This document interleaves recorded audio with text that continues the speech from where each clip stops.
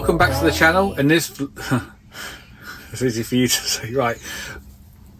Welcome back to the channel, and in this vlog we're discussing points of the compass, north, south, east and west, and the best camping in each location.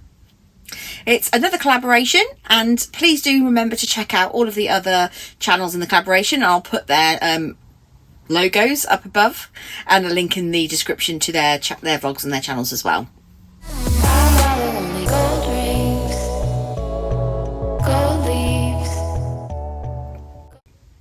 So let's start with north. Where's our favourite northern campsite? Well, there were a few to choose from because it's obviously in Scotland, and Scotland is amazing. Absolutely spoiled for great locations. But after lots of deliberation, we decided that Bunree was the one. Yeah, so Bunree, it's a caravan and motorhome club site, and we stayed up there in September 2020, I think it was. Our first trip, if you will. Yeah, our first ever trip in our first motorhome, and the site was absolutely beautiful. The location is stunning, right on the side of the loch. I'm not even going to try and say the name of the loch. Well, I'll drop it in. Right next to the loch, just outside Fort William. Yeah, and we took a little hike, didn't we, to the Inchry Falls, which was a really nice half day out. A really good little hike up there.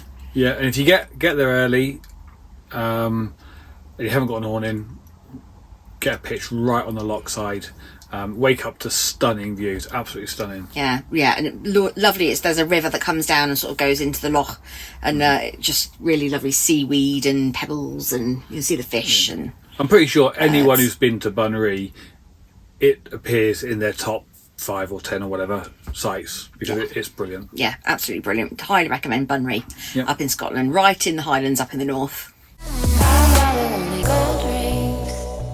South? Okay, in the south, I think our favourite site, again, it's been quite tricky to decide, but I think we're going to go with the Weymouth Crossways, I think it's called, Crossways club site. Again, another caravan and motorhome club site, and we like this one because it was a bit different, wasn't it?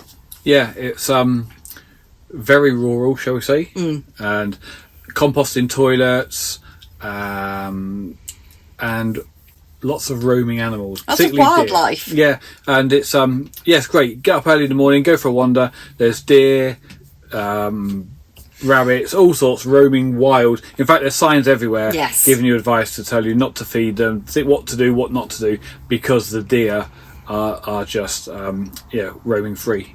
Roaming free, yeah. You had a deer encounter, didn't you? Attacked by deer. Who knew? I went hunting. No. I didn't go hunting. I went looking for the deer. I was never going to hunt it.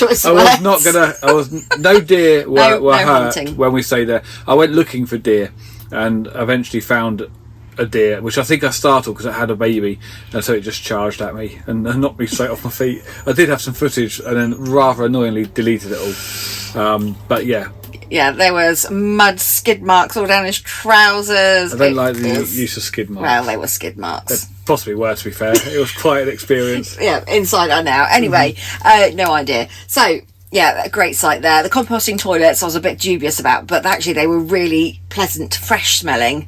But you had to be careful. I think there were locks on the doors for the toilets, to keep the wildlife out, because there were lots of bunnies and deers, but also to keep small children out as well, because the composting toilets had quite a large open hole down to the composting area underneath, so that's something to watch out for if you've got young kids. But it was a beautiful site, wasn't it? It really it says Weymouth, but actually it was quite a little way out of Weymouth, but great access to get to Portland and Chesil Beach and all of the Jurassic Coast, really. Yeah, Poole Harbour. I mean, it's endless, so yeah, a great site. Yeah, nice little site.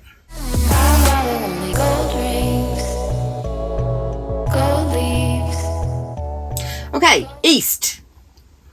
This was easy in terms of the fact that we haven't really ventured east. No, we haven't. We tend to go either up, down or west and not east. So for us, east was Ferry Meadows in Peterborough.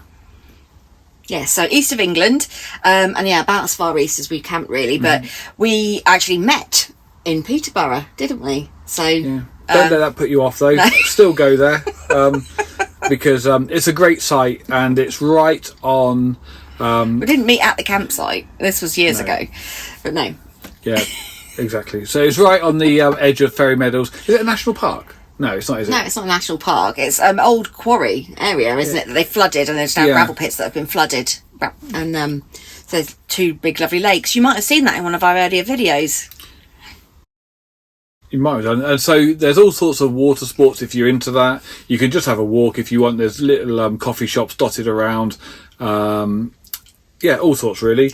Yeah, so it's a really big site. The site is on 2 sides of the road into the country park, Ferry Meadows Country Park. Country park, that's what I'm country thinking. Park. National park, yeah. National park, very different things. Yeah.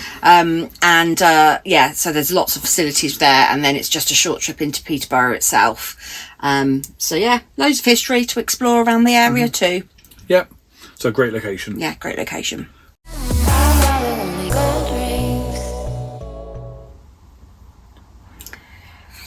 And lastly, West. West. What are we saying?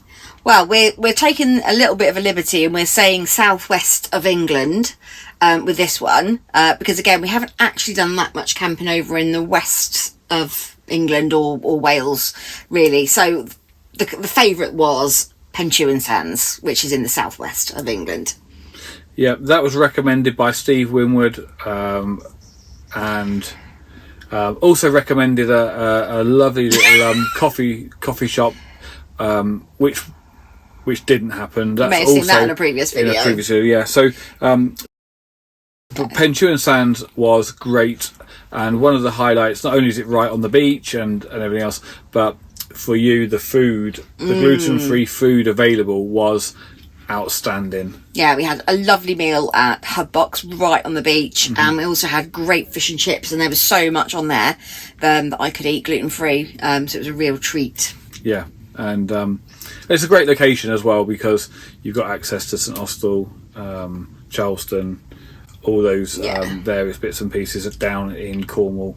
And if you want to go to somewhere like the Eden Project, it's just around the corner. Yeah. So there's all sorts. So it's a great site itself, but also in a great location with great food.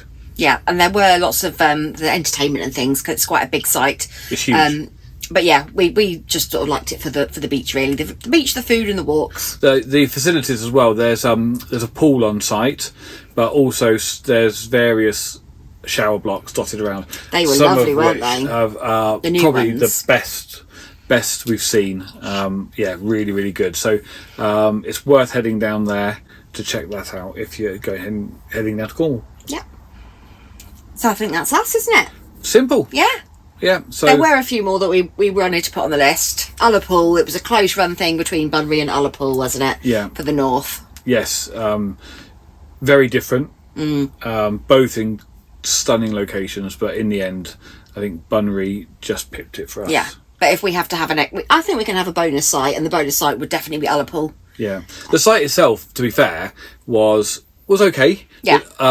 The location's stunning, but the village of Ullapool is great, and there's a nice pub just on the outskirts of the site, and you can sit on the front. The ferry to one of the islands, the Highland Island, comes in. You can sit and have a beer and watch that. So yeah, I think it's more the location than specifically the site, which is why we went for Bunbury, wasn't it? Yeah, and we parked again right on the front, didn't we? Right next to the water. Yeah. So yeah, that's our top 4. Yeah. Please watch the others, because I'm sure they've got a different selection. Yep. And so if you're looking for some ideas, and all of those sites we visited pretty much, I think, in out of season as well. So, we can recommend them out of season if you're looking for sites to book up over the next few months. Yep. So yeah. Hope you enjoyed our recommendations. Please, like Ricky says, check out the other channels, and we'll see you on the next one. Bye. Bye.